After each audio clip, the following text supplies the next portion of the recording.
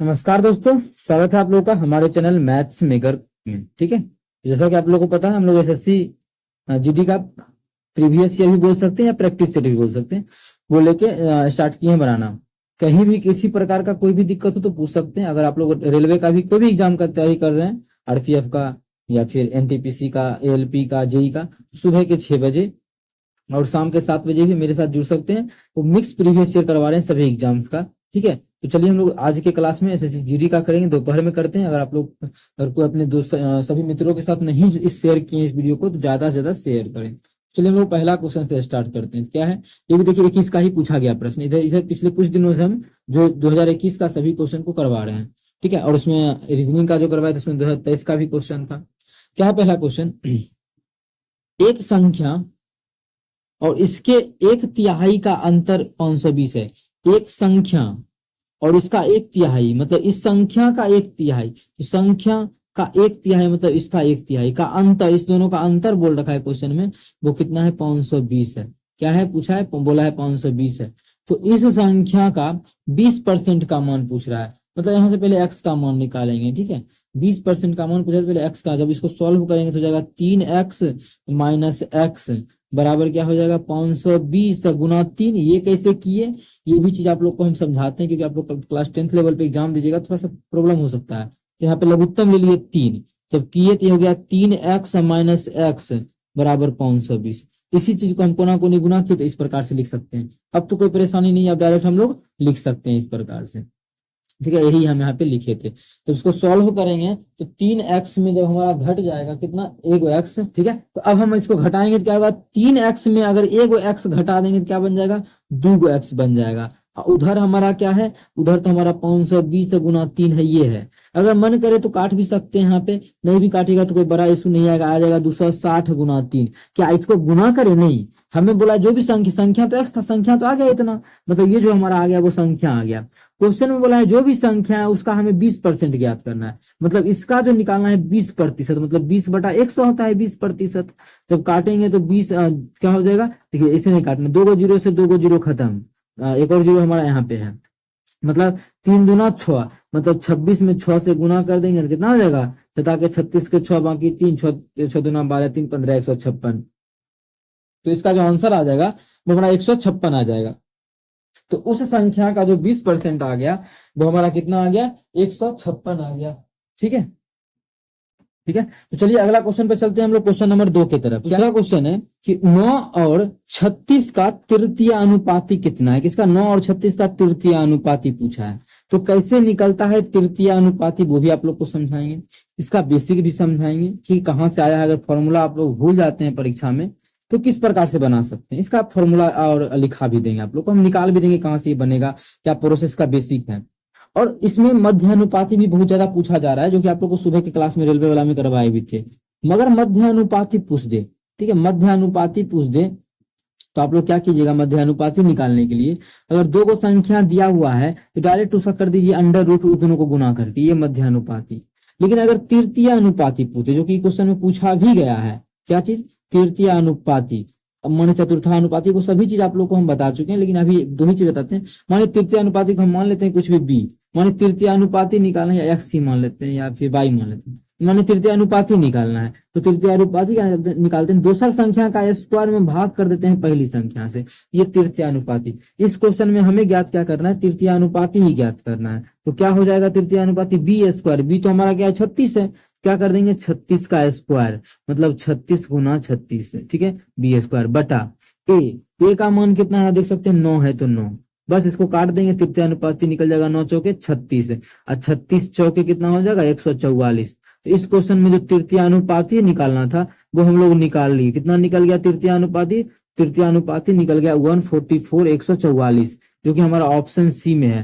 तो option C हमारा बिल्कुल करेक्ट आंसर हो जाएगा। ये भी क्वेश्चन आप लोग देख सकते हैं, हमारा एसएससी जीडी में पूछा गया प्रश्न है। ठीक है, ये भी क्वेश्चन जो हमारा है वो एसएससी जीडी में पूछा गया है। कहीं भी किसी प्रकार का कोई भी दिक्कत हो किसी भी क्वेश्चन में कमेंट करके पूछ सकते हैं। ठीक है, अगर मध्यानुपाती पूछता तो आप लोग इस फॉर्मूला पे इसको बैठा के निकाल सकते थे, कोई बड़ा इशू था नहीं, आप लोग निकाल लीजिएगा। लेकिन अगर एक क्वेश्चन आए तो उससे रिलेटेड 2-3 चीज बताते हैं कि मध्यानुपाती भी पूछा जाता है बहुत ज्यादा। तो मध्यानुपाती भी पूछा जा सकता है। अभी आप लोग को बताते हैं हम दूसरा चीज। अगर मानिए इस प्रकार से क्वेश्चन आप लोग भूल जाते हैं फॉर्मूला, तब उस कंडीशन में क्या करना चाहिए देखिएगा। अभी तो हमारा आंसर ये हो चुका है। अगर जब भी तृतीय अनुपाती का बात करें, इसका बेसिक क्या होता है, अनुपात ही है ना, तो ए अनुपात बी, ठीक है, अनुपात तृतीय अनुपाती बोला है, तो तृतीय अनुपात दूसरे को संख्या दिया तो दूसरे को लिखेंगे ना, फिर से दूसरे को फिर से लिखे, लेकिन दूसरे को फिर से लिखेंगे तो 3 को अनुपात में 4 यहाँ देंगे, समानुपात का चिन्ह देंगे और फिर इसका अनुपात में हम दे देंगे x। यही हमारा तृतीय अनुपाती होता है। क्या होता है, ए अनुपात बी समानुपात बी अनुपात x। जब इसको सॉल्व कैसे करते हैं तो इसका आप तरीका सीखेंगे कि ए बटा बी समानुपात का मतलब बराबर होता है, तो बराबर इधर क्या है बी अनुपात x का मतलब बी बटा एक्स। जब यहाँ से सॉल्व करेंगे तो हमारा आ जाएगा x बराबर क्या चीज, बी स्क्वायर बटा ए। यही चीज आप लोग को लिखाए भी थे अभी, ठीक है, लेकिन इतना नहीं करना है आप लोगों को, इतना नहीं करना है। दूसरा चीज क्या कर सकते हैं, इसी चीज में इतना नहीं करना है, जब भी अनुपात समानुपात दिखे तो अंदर को अंदर से गुना कीजिए, बी गुना बी क्या हो जाएगा, बी स्क्वायर बराबर बाहर को बाहर से गुना कीजिए, ए गुना एक्स ए एक्स, ठीक है, तो यहाँ से x बराबर आ जाएगा बी स्क्वायर बाई ए। तो यही फॉर्मूला तैयार हुआ है। आप लोग को अगर फॉर्मूला भूल जाते हैं तो इस प्रकार से आप लोग बना सकते हैं, या फिर फॉर्मूला भी आप लोग के सामने यहाँ पे हम लिखा ही दिए हैं, कोई बड़ा इशू नहीं है। उम्मीद करते हैं दोस्तों समझ में आ गया होगा। कहीं भी किसी प्रकार का कोई भी दिक्कत हो किसी भी क्वेश्चन में कमेंट करके पूछ सकते हैं। इसका तो आंसर हमारा निकाल ही लिया हम लोग 144। चलिए अगला क्वेश्चन कर लेते हैं। क्वेश्चन नंबर हमारा है 3। क्या है क्वेश्चन नंबर 3, एक निश्चित राशि पर 8% की वार्षिक दर से 8 वर्ष में ही साधारण ब्याज का राशि 4/25 हो जाता है, तो आर का मान ज्ञात करें। देखिए बहुत ही आसान है, जिस प्रकार से आप लोग का मन करे उससे निकाल सकते हैं क्वेश्चन को। हालांकि ठीक है, हम आप लोग को 2-3 तरीका बताते हैं। 4/25 हो रहा है, इसका मतलब कोई भी अगर 25 है रुपया, अगर मानिए प्रिंसिपल हम नीचे वाला को मान लेते हैं, अगर प्रिंसिपल 25 है प्रिंसिपल, तो उसका 25 का 4/25 ब्याज हो जाता है। मतलब ब्याज कितना, 4 हो जाता है, समझिएगा। हम जो नीचे में है वो मान लेते हैं प्रिंसिपल, नीचे वाला को, तो प्रिंसिपल मान लिए 25, तो बोला प्रिंसिपल का 4/25, तो प्रिंसिपल का 4/25 हमारा कितना हो जाएगा, 4 हो जाएगा। मतलब SI 4 इस प्रकार से भी लिख के बना सकते हैं, वो भी आप लोग को हम बना के दिखाएंगे दोनों तरीका से। पहले आप लोग जो बेसिक जानते हैं, आसान क्वेश्चन है तो उस तरीका से तो निकाल ही सकते हैं, ठीक है। तो देखिए एक राशि निश्चित राशि 8%, तो फॉर्मूला क्या होता है, तो साधारण ब्याज होता है PTR/100, यही होता है ना, बिल्कुल यही होता है हमारा साधारण ब्याज का, ठीक है। राशि साधारण ब्याज उस राशि का, साधारण ब्याज के बारे में बोला है, साधारण ब्याज जो हो जाता है वो उस राशि हम P माने हैं, उस राशि का 4/25, तो 4/25 हो गया, ये है साधारण ब्याज, ठीक है। यहाँ से सॉल्व करेंगे आंसर आएगा। देखिए कैसे, P का मान तो हम P ही माने हैं, तो P गुना T कितना बोला है कि 8 वर्षों में, 8 वर्षों में। आर रेट कितना है, रेट भी हमारा 8% है, रेट भी 8% है, बटा 100 बराबर साधारण ब्याज कितना दिया है, P गुना 4/25, तो P गुना 4/25, ठीक है।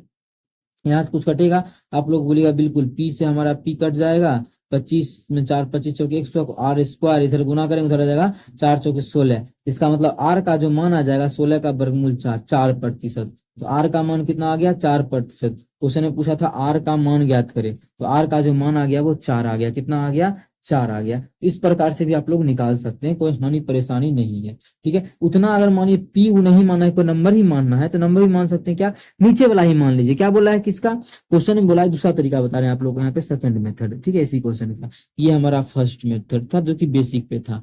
सेकंड क्या है, बोला है कि साधारण ब्याज जो हो जाता है, ब्याज उस राशि का, किसका, उस राशि का, जिसका भी बोले ना वही नीचे वाला मान लेंगे। उस राशि का बोला है तो P मान लीजिए, उस राशि का मान लीजिए P, मतलब उस राशि 25 का 4/25 कितना हो जाएगा, 4 ही हो जाएगा। मतलब साधारण ब्याज 4 होता है जब क्या है, P 25 है, पुनः T कितना दिया है, R, देखिए समय R दिया है, और R कितना दिया, R भी R दिया है, बटा 100 हो गया। इस प्रकार से भी निकालिएगा तो 25 चौके 100, देखिए आ गया ना, R स्क्वायर बराबर 4 चौके 16, तो R का मान आ गया 4%। तो जिस भी तरीके से निकालिए आंसर, हमें R का मान ज्ञात करना था तो आ गया है 4%। कौन सा option, option number D.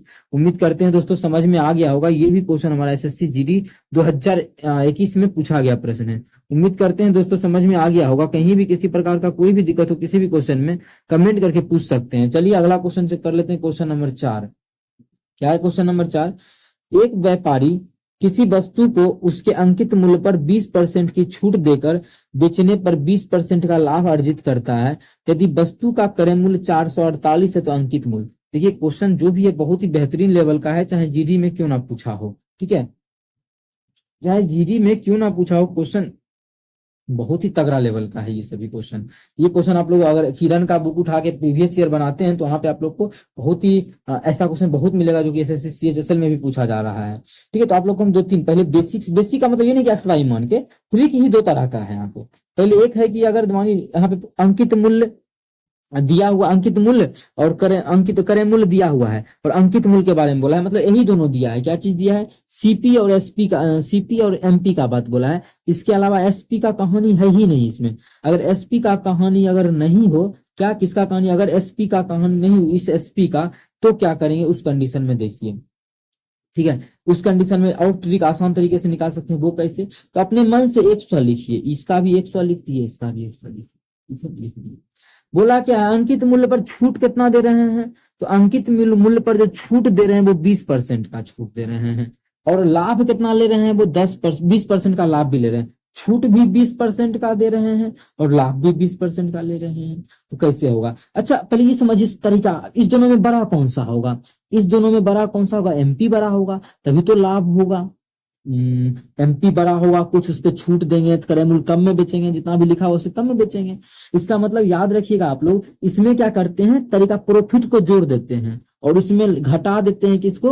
Discount को घटा देते हैं। क्या चीज को घटाते हैं? डिस्काउंट को घटाते हैं। तो ये हमारा अनुपात निकल जाता है। आप लोग बोलिएगा कि डायरेक्ट 20-20 का है ना बैठा दिए, अगर 20-20 बैठाते हैं तो समझ में आप लोग को दिक्कत होता कि कौन सा यहाँ पे सोचते आप लोग कि क्रय मूल्य है, क्रय मूल्य प्रॉफिट पे निकालते थे, पी लिख दिए होंगे प्रॉफिट, यहाँ एमपी निकालते हैं डिस्काउंट पे तो डी लिख दिए होंगे। ऐसा नहीं होता है, पूरा उल्टा हो जाता है। ठीक है, तो ये फॉर्मूला पे मतलब इस दोनों के बीच जो रिलेशन है उस रिलेशन को याद रखना जरूरी है आप लोगों को। इस रिलेशन को क्या करना है आप लोग को? याद रखना है। उसके बाद तो क्वेश्चन तो बनाना आसान है ही, हम लोग चुटकी बजाते ही क्वेश्चन को निकाल लेंगे।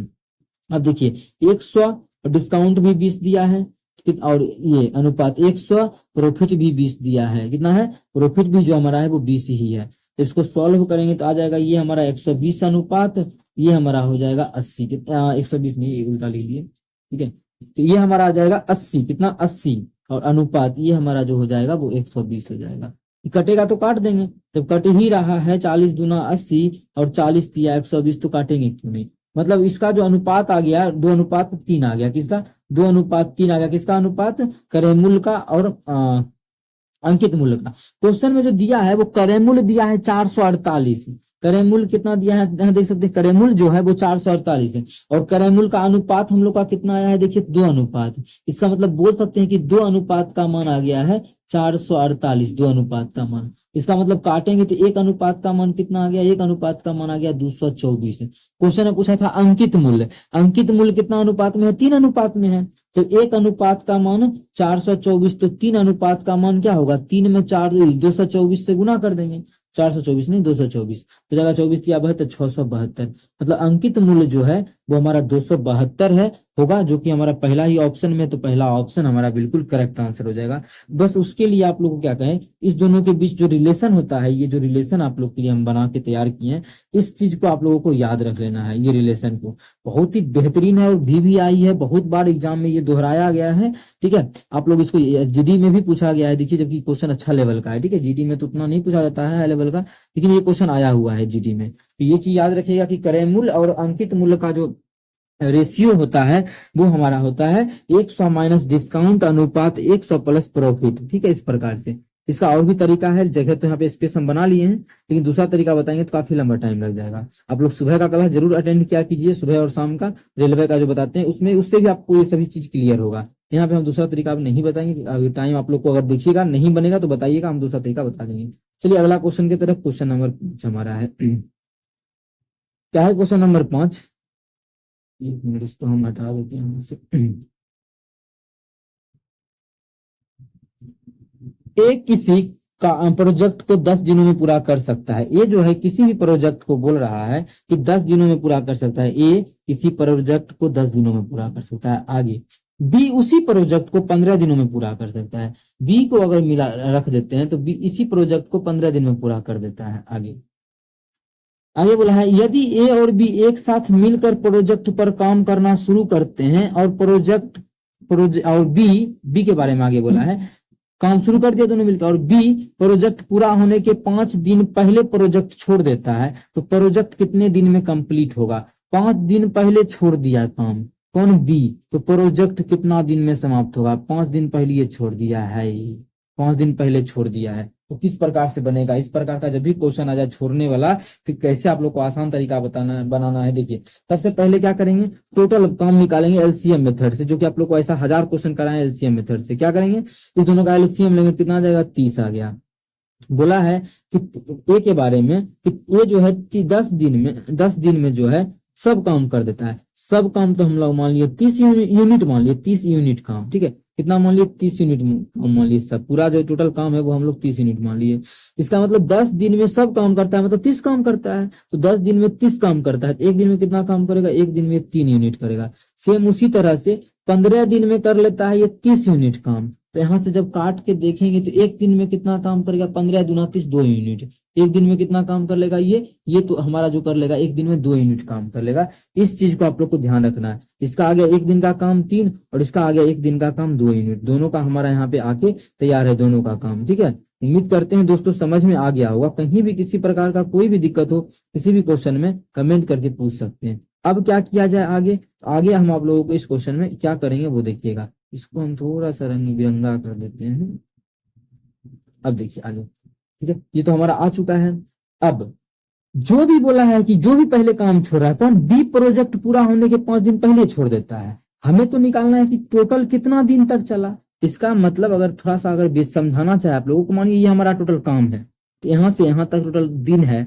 इसका मतलब बी छोड़ रहा है ना मानिए बी बीचे में छोड़ दिया ये बढ़िया लेकिन ए जो है वो तो हमारा यहाँ से लेके यहाँ तक टोटल काम किया है ये पूरा काम किया है और बी जो है वो बीच में काम छोड़ दिया यहीं पर। हम अगर पूरा दिन निकालना चाहते हैं तो करते क्या है कितना दिन पहले काम छोड़ा है 5 दिन पहले तो वो काम को मानिए जोड़ देते हैं 5 दिन पहले जो काम छोड़ा उसको भी हम जोड़ देंगे मतलब ए भी हमारा कहाँ से यहाँ तक नहीं पूर जाएगा मतलब बी जो भी छोड़ा ए इतना दिन पहले काम छोड़ दिया था। हम क्या किए इतना दिन पहले छोड़ा तो इसका भी काम जोड़ देंगे तो पूरा काम नहीं निकल जाएगा। पूरा काम हमें दिन निकालना है यही तो दिन हमारा ए का भी है जो कि पूरा काम चला है यही तो हमारा ए का भी है जो पूरा काम चला है क्योंकि ए जो है वो शुरू से अंत तक काम किया है ठीक है। तो जब भी ऐसा क्वेश्चन आ जाए ज्यादा चीज आप लोगों को समझ में नहीं आए और अगर नहीं आया है अभी जो बताएं तो आप लोग को बस याद रखना है कि 5 दिन पहले काम कौन छोड़ दिया है बी तो बी का 5 दिन का काम जोड़ दीजिए तो बी एक दिन में कितना काम कर लेता है एक दिन में 2 काम करता है। बी जो है एक दिन में 2 काम करता है तो 5 दिन में कितना काम कर लेगा तो 5 दिन में बी जो है वो 10 काम कर लेगा तो 5 दिन में 10 काम।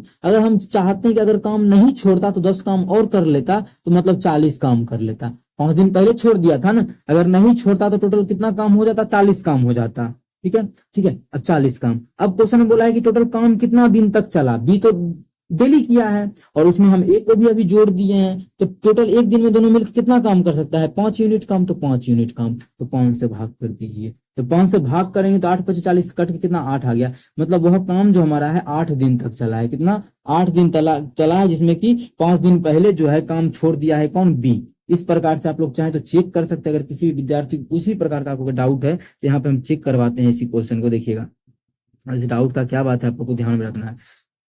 8 दिन तक चला है इसका 5 दिन पहले छोड़ दिया उसका मतलब है कि ए तो हमारा 8 दिन तक किया है लेकिन बी जो है वो कितना 3 दिन तक किया है तभी ना।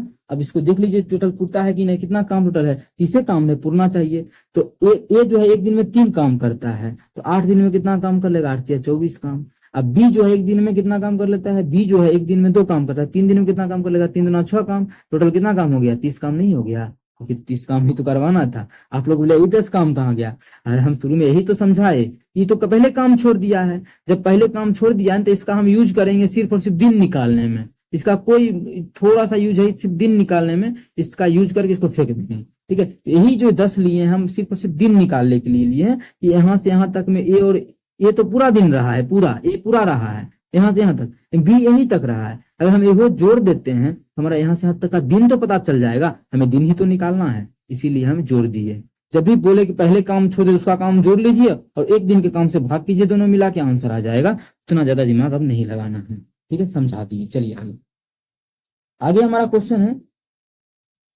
30% अम्ल वाले बिलियन के 15 लीटर में कितने लीटर शुद्ध अम्ल है? शुद्ध अम्ल कितना लीटर है? टोटल 30 लीटर क्या है, 1 मिनट, अम्ल है मतलब एसिड है और वाटर है। बोला है 30% अम्ल वाले बिलियन में, अम्ल कितना परसेंट है? 30%। जब अम्ल 30% है तो वाटर कितना होगा? 70% होगा। हम क्या करते हैं, इसका अनुपात निकाल लेते हैं। अनुपात निकालेंगे, क्वेश्चन परसेंट से परसेंट कट गया, 0 से 0 गया, मतलब इसका जो अनुपात निकल गया वो 3:7 निकल गया।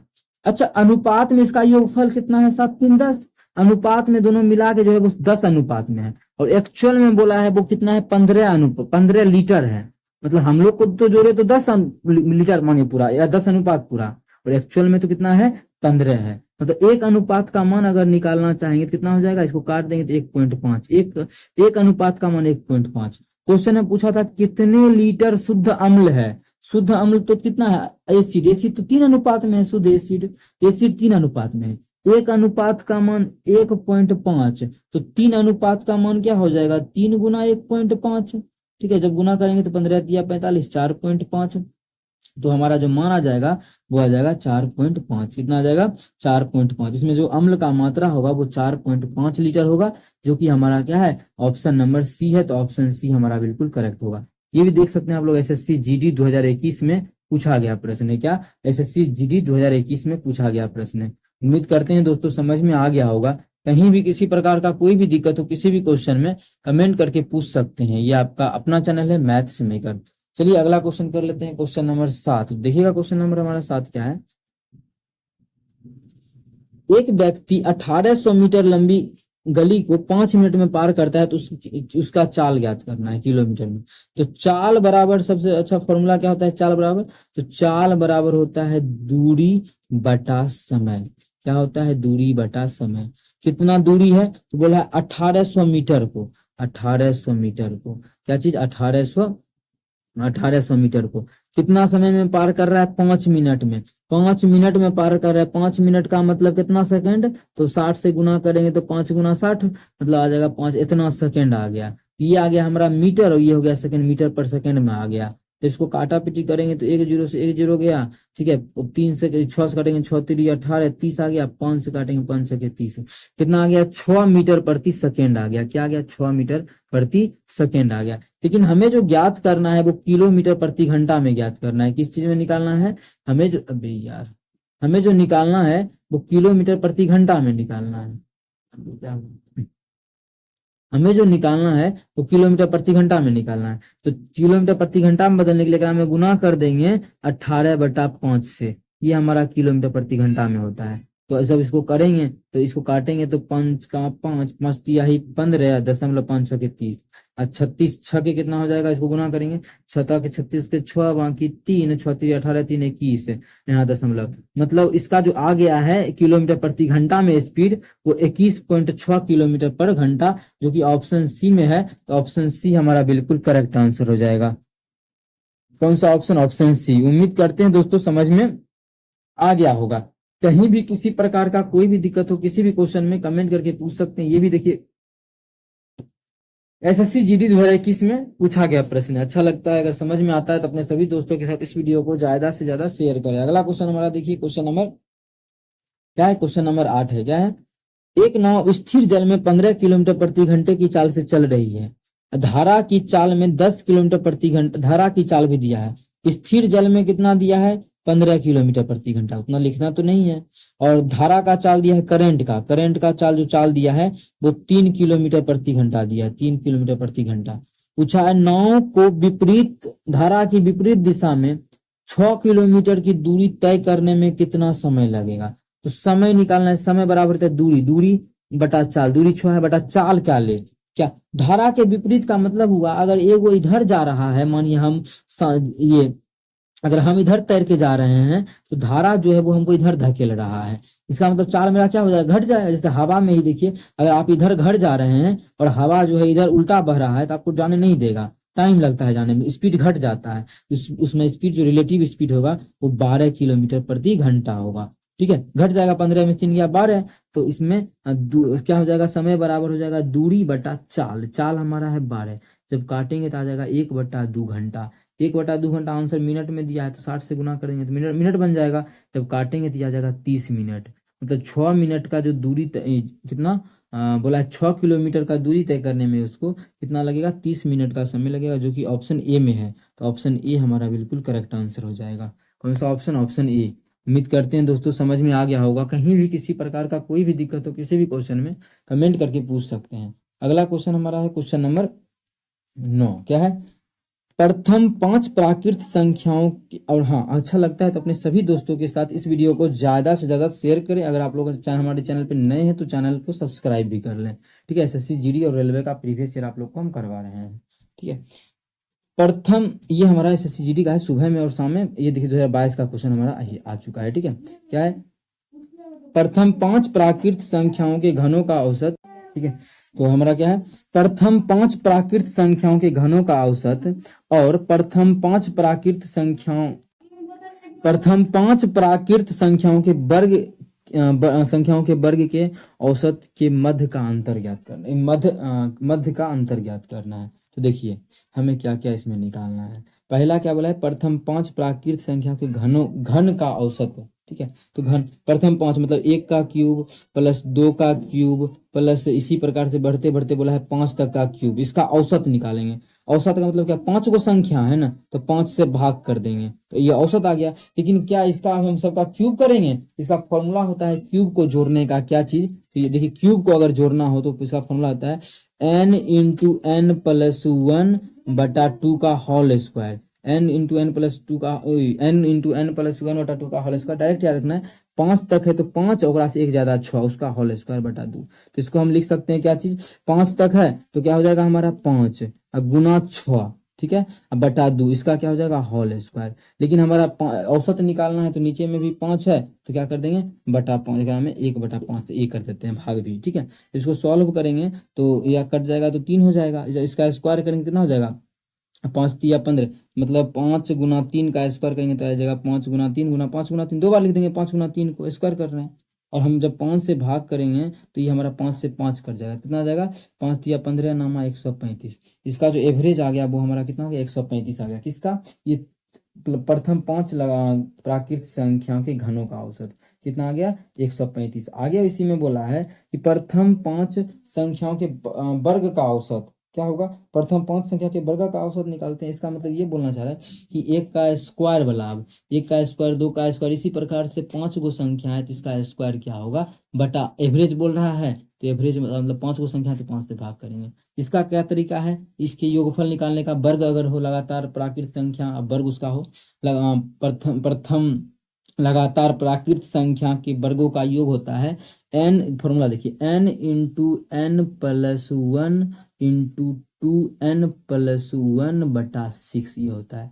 तो n का मान क्या, 5 को संख्या है तो रख देते हैं, मतलब 5 यहाँ लिखेंगे 5 गुना 5 1 6 गुना 5 दूना 10 1 11 बटा हमारा कितना हो जाएगा 6। और एवरेज निकालना है तो 5 तो देंगे ही देंगे, 5 दे दिए।